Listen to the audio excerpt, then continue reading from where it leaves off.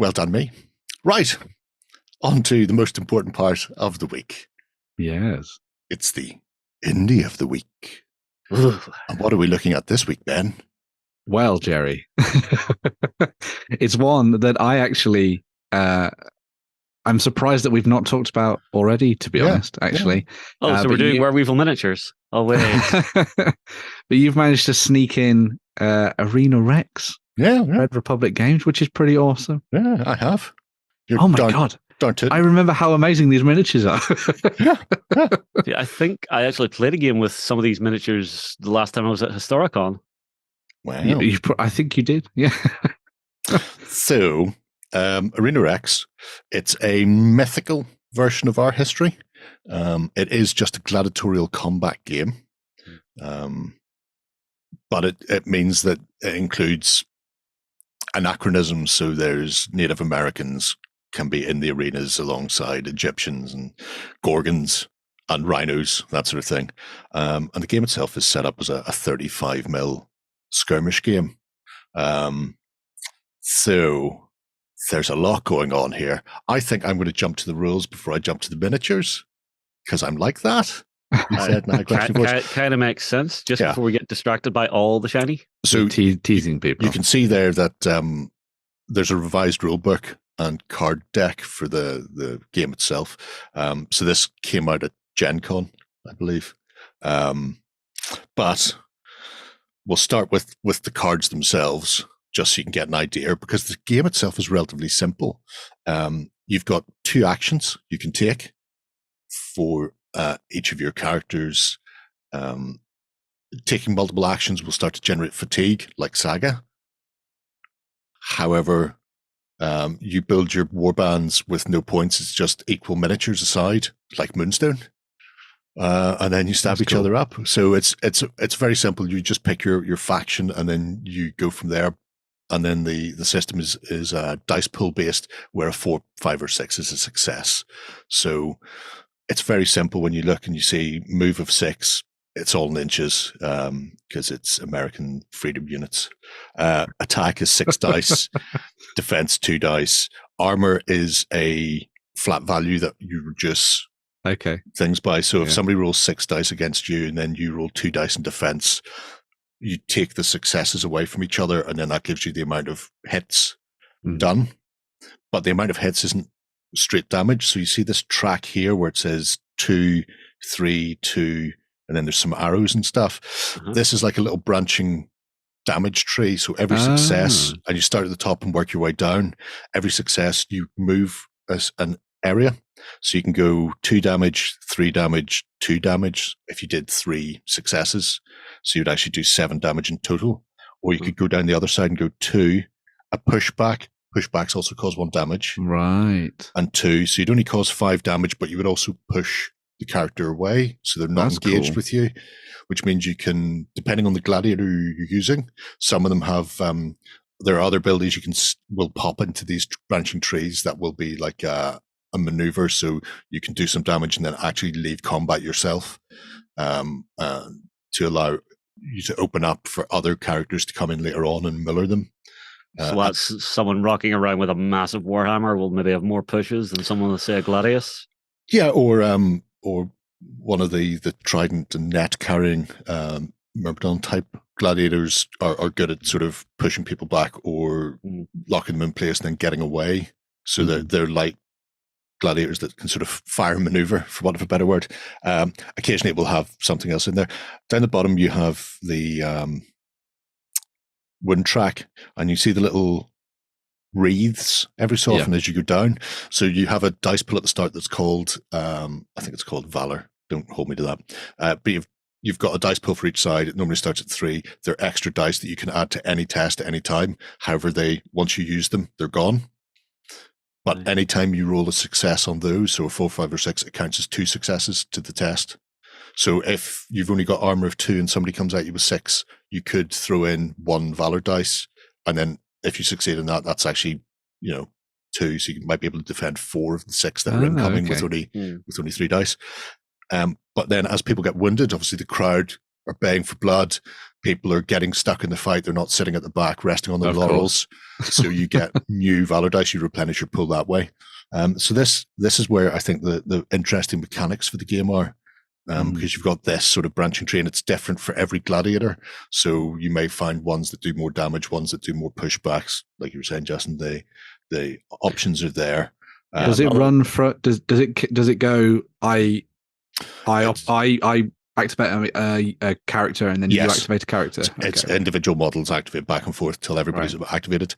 How many miniatures per side? 3 to 6. Most people sort of plump for 5. The starter sets, for want of a better word, for each faction contain 3 gladiators, so that's enough to get you started. When you hit a point where everybody is fatigued on your side, so you can't sort of react or counterattack, you can do it's like a clear up phase where everybody removes 1 fatigue, because you only get 2 fatigue will exhaust a model. Right. So you can remove 1 from each, and then you can do tactics. And depending on the setup you've got, depending on the faction you've chosen, they've got access to different tactics. Some of them might be you can spend Valor dice to take another fatigue off somebody, or to move, or there's lots of different things you can do. And then there's some faction-specific bits and pieces that you can play around with. So there's a lot of tactical depth because you're playing in very small, sort of little 30-inch circular arenas, which is fascinating. So that's the game in the bare bones. Hello, Egyptian. I just want to see if there's anything else. Oh, there's the scenarios at the end. So obviously you're mostly playing group v group. However, there are things like beasts in the game.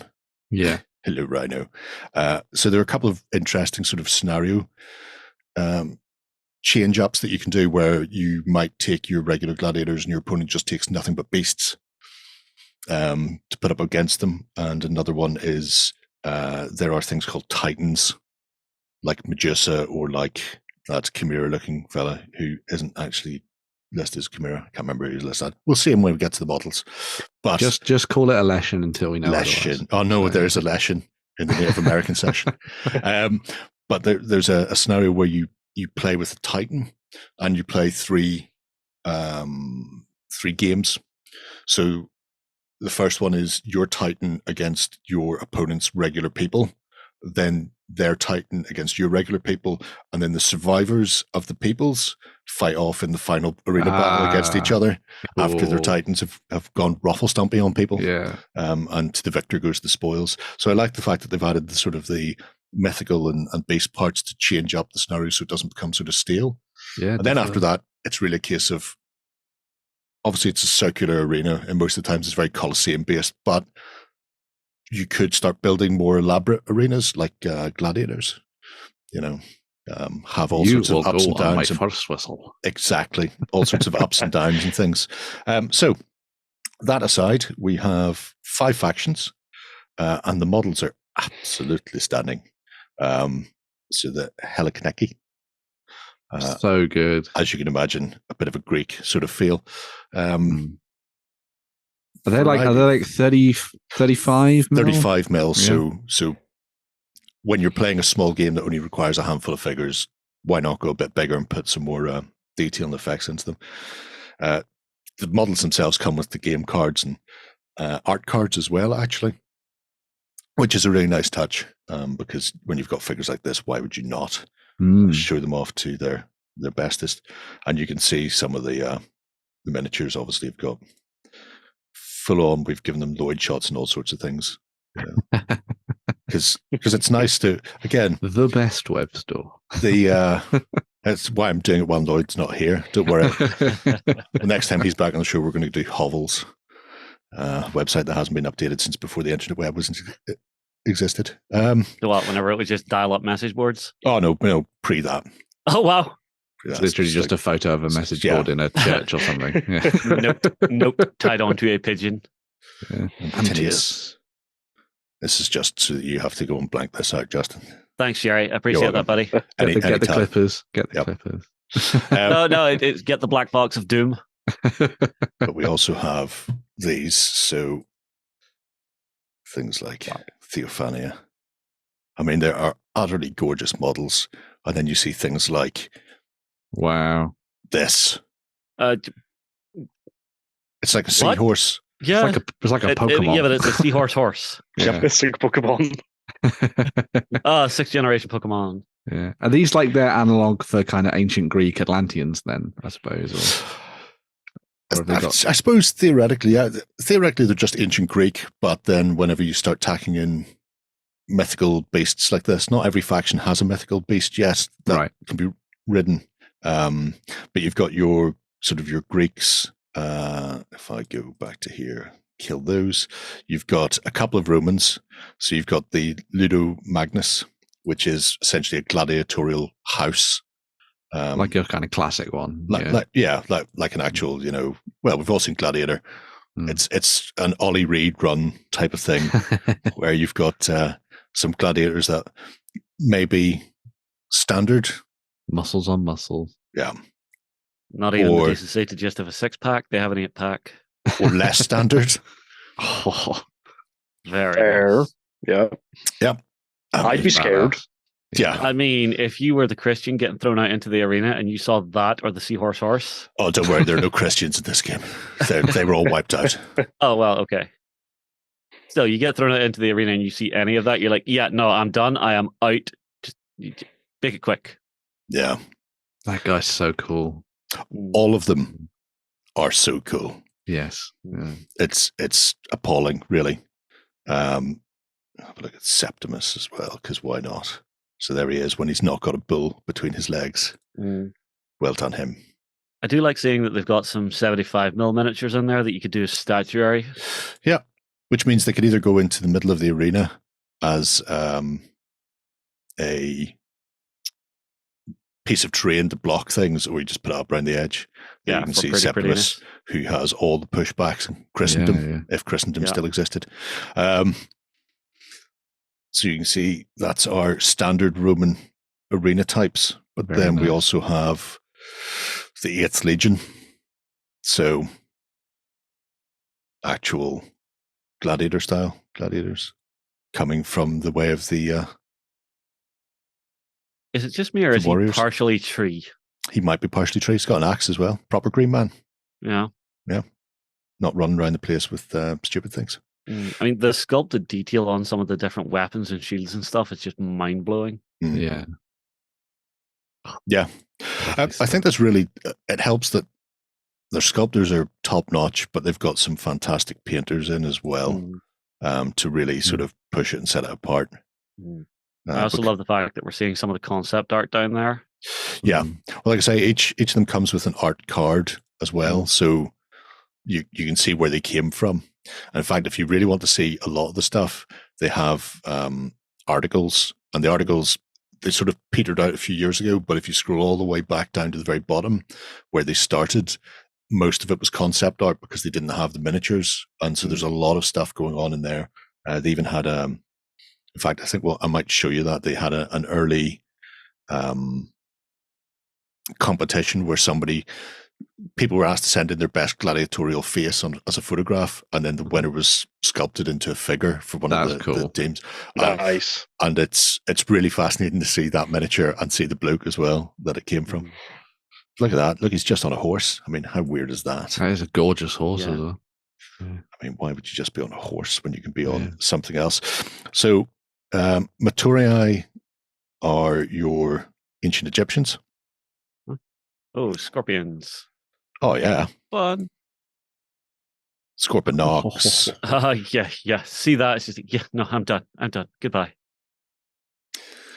The starter set. Morituri. Obviously big fella at the back, very good at slapping people down. And chopping. Yeah. But that's where one of those things where you want to sort of creep around him, tie him up in knots, and then have lots of people slap him. So treat him like an AT-AT. Yeah. Tie his legs up and knock him over. And there's the hyena. There's one of those dogs. Best dog ever. It thinks everything I say is hilarious.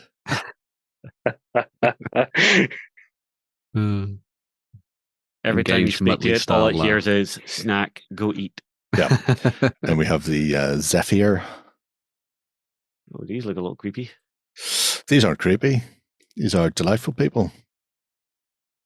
So this is Native American meets Oh. Celt Mm. type of thing going on. They lean more on the Native American side.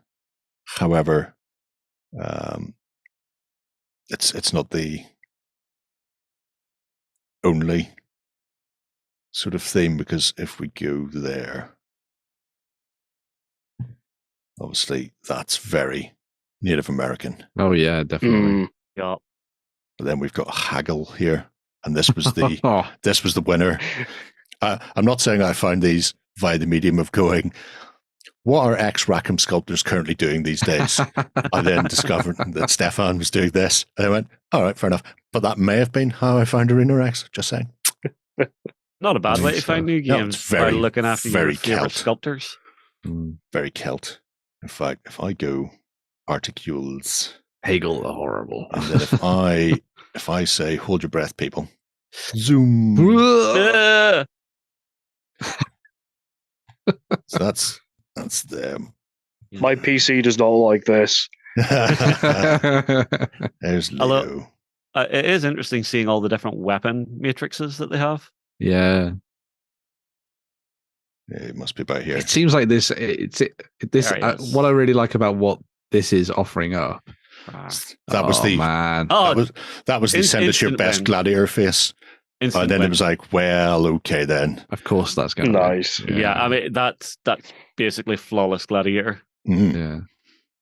So it was really nice seeing that. Sorry. What I quite like with what the game is offering and the range is that ability to dive into something that actually it seems really tactically deep and well thought out, but then with a handful of models per side. So you can actually spend that little bit extra time building up stuff. Yeah. And then diving in, especially with people, I think, moving towards this kind of game again, like smaller skirmish style stuff. Well, this is the thing. Whenever I think skirmish, this is sort of the size, scale, and model count I imagine a skirmish battle should be. Yeah. It's a skirmish game with 40 models. Oh. Yeah. Yeah. Skirmish game should be less than 10. But it's like what happened to War Machine near the end of its last edition. It had just blown out so much. Yeah. The game engine couldn't handle it. Look at that. Yeah, the Gorgons are particularly nice. Bless you. Excuse me. Medusa is one of those models. I've often toyed with doing the thin, the see-through stuff. The sheer material. Yeah. And seeing that model, I'm going, maybe I should just buy it and give that a go. Well, how does it look before it's painted? Just out of curiosity. Like that. Mm. And again, because the Gorgons are bigger than your average bear, that would make a stunning centerpiece statue on a table anyway, especially if you're playing something like Saga or Clash of Spears or whatever, having that as a marble statue. And yes, I knew they were. I love the idea of doing an arena with her. It's like an arena that's like a cave that has been kind of opened up. And at one end is Medusa. And then there's like a series of like smashed up versions of sculptures that have all been turned to stone by her, and then eventually one of them's kind of done the mirror shield thing and like turned her back on herself, and she's turned into stone, and it's just like this remnant of like an old instead of having pillars, you've just got lots of stonied people. Oh god, that'd be so cool. Would your scenario be two adventuring parties trying to go and get Medusa's head? Yeah. Oh, you just play your gladiatorial combat in there, in and around statues of your dead mates. Yeah. Just don't look at her. I mean, it'll be like what was the Korean show where the head turned around? Squid Games. Squid Games. It'll like Squid Games. The Medusa statue will be one way, and then it'll turn around. Red light, green light. Season 2. That's meant to be coming soon. Yeah, it is. So the Gorgons are beautiful. We've seen some of the beasts already, but the ones we haven't, including laid on with Kato on top, that is the happiest thing. It's that happy gecko. Yes, it's like that. Horrible. Except I'm fairly certain that's a Komodo dragon type of type of thing. Yeah. Don't get bitten. Happy gecko Komodo. That's the sort of thing that'll get you poisoned. You spend a week. before your leg rots off. It's nice that you can actually build it without the rider on it if you want it just as a beast. Yeah. Yeah, it's one of the things that I don't necessarily like about a lot of the monstrous mounts that people do is that they put the barding on the back. Yes. I'd prefer if that was separate or at least attached to the rider so that you can have just the beasts. Because there's so many dragons out there that I really like the look of, but then they have a saddle. They come and they've got saddles and stuff, and it's like, oh, God damn it. Yeah, I get that. Yeah. Crashers. I mean, if you're in an arena, you don't want that thing set on you. So I like that Red Republic are also crediting sculptors and illustrators and painters where they can. Yeah, so you can see who. I mean, there's another one of Stefan's. Yeah. And there's Crassus stage 2, so he comes with 2 cards. Don't annoy him. Would you like to push him around? Would you like to push people around? Yeah. You can see here how this track works. So, because you always go from top down, right? If you want to get across and get an extra valor, you're kind of having to do that. Yeah. Otherwise, you get to there and you're choosing your path based on your successes. So you can just do like so much damage. Yeah, you can do damage, or you can fatigue, or you can push people back, or you can get additional valor. So there's all sorts of things. Someone around like a ball. And you've got things like the special abilities down the bottom. So that's a really fun way of making characters feel more dynamic and interesting and different from everybody else. Because you could do that with special rules, but having that attack matrix in there, determining how damage is done is really interesting. Yeah. It really simplifies it, so you're not thinking about the special rule. You're just seeing a symbol, quickly reading it. Yeah. That's cool. Tiger in Africa. Burning bright. And Proximo. Oh. What went into the making of that? A snake and a giraffe. Leopards. Horse, zebra, badger, foxy, stouty, stout. All of these things and so much more. Maybe? Yeah. It tells you there. Oh. It's got strange barks, apparently. Transfixes the crowd. It's a beast and a titan. So. The thing looks like if it got bored, it could just turn to the crowd and just pick someone up off their seat and go, hey, you're in the splash zone. Well, that's why you always want to have a very high or a big dip before you reach your crowd. You need to protect your crowd, because obviously you can't get them back in if they're dead. So that's key, I feel, in many respects. This one's interesting because there's a dead end on one of the specials. Yeah, get down to there, and then if you want that additional valor, you're stopping, or if you just want to go straight through for the extra. So I mean, or if you want to just come down, push them, and then do all whatever the other one damage. is. Yeah. Well, with this one, the up adds an extra fatigue to your right. So thing, basically, so you knock them back and throw them fatigue. Yeah. I mean, the changes to the tactics you can use really interesting. Yeah, I reckon we might have to get a couple of Arena Rex bands and have a go with this. Well, here's the interesting thing at the moment, because they've just done the revised edition. Mm-hmm.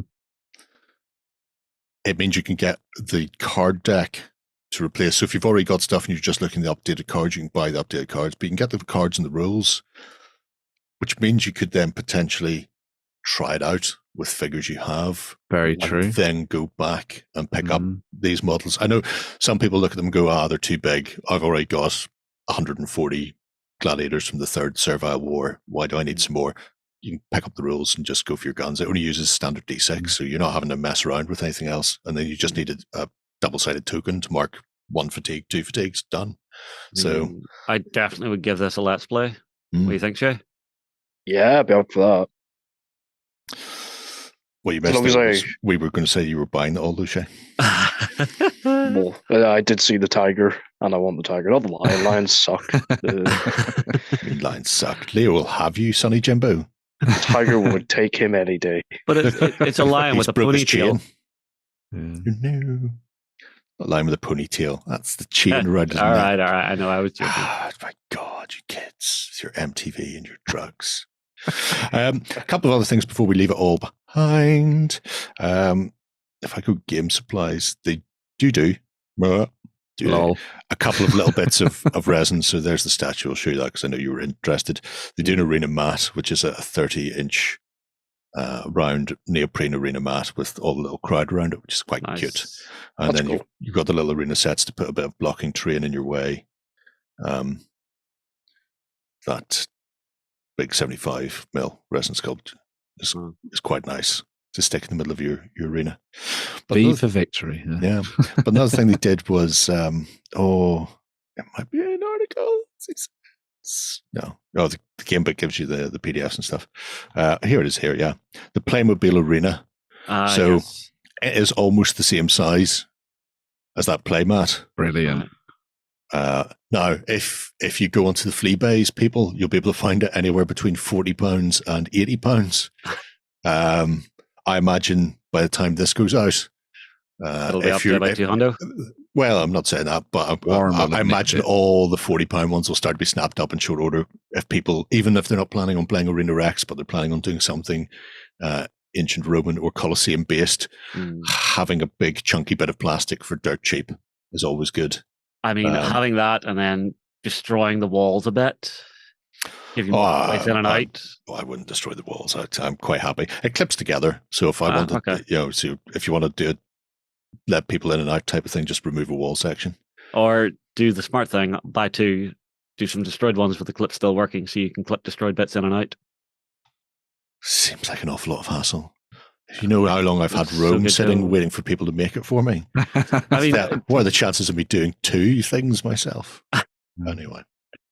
Now, you see, this one feels very achievable to me. If you're one of those folks who don't like painting huge forces, getting your starter set, having 3 miniatures to paint, it just feels so much easier to look at that and go, I can do that. So give yourself hope. You more room give you hope, Jerry. Yeah, gives you more room to do other stuff that's ancillary to your game, because you can be like, right, I've done all the warband I need to do. Now I get to do some terrain. Now I get to build some mats. Now I get to play around with all sorts of other things. I have a feeling if people are interested in it, it's one of these games where even though price per miniature is relatively high compared to some other games, because you need so few and there's not a massive, you're not looking at a faction having 50 models. The faction has maybe 8. Yeah. I can see people getting into it and then just going big, just go, I'll do the lot over time. I will get the lot because and when it comes to force expansion, you're not looking at 30 guys to paint for your next force expansion. You're looking at 2. Yeah, whatever ones you like the look of. So the rules are available off the website for free anyway as PDF in English, German, Spanish, Italian, and Chinese. That's going to make Sundancer happy. So if I didn't know he read Chinese. If you're interested, you can have a butcher's at that. But I think it could be a lot of fun to take a swing at in the future. So that's my indie. Very cool. Bow down. Very cool. Bitches, bow down. Right, we should be back in just 1 second with the news.